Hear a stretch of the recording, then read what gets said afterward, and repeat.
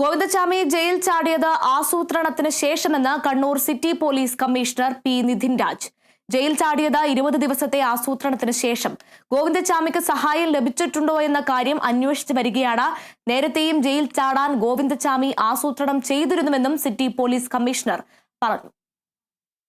ഈ ജയില് ചാടി രക്ഷപ്പെടുക എന്നുള്ളതായിരുന്നു പ്രതിയുടെ ഇന്റൻഷൻ. അതിൽ മറ്റെന്തെങ്കിലും തരത്തിലേക്കുള്ള താല്പര്യങ്ങൾ, മറ്റേതെങ്കിലും തരത്തിലേക്കുള്ള കാര്യങ്ങൾ പ്ലാൻ ചെയ്തിട്ടുണ്ടോ എന്നൊക്കെ കൂടുതലായിട്ട് വിശദമായി ചോദ്യം ചെയ്തതിനു ശേഷമാണ് പോലീസ് പറയുന്നത്. ഒരു പ്രിപ്പറേഷൻസ് ഈ വിഷയത്തിൽ ഉണ്ടായിട്ടുണ്ട് എന്നുള്ളതാണ് മനസ്സിലാക്കുന്നത്. ഈ പ്രതിയുമായി ബന്ധപ്പെട്ടിട്ട് പ്രതി നടത്തിയ പ്രിപ്പറേഷനുമായി ബന്ധപ്പെട്ടിട്ടുള്ള എല്ലാ കാര്യങ്ങളും അന്വേഷണ പരിധിയിലുള്ള കാര്യങ്ങളാണ്. അത് കൂടുതൽ അന്വേഷണത്തിന്റെ ഭാഗമായിട്ട് നമുക്ക്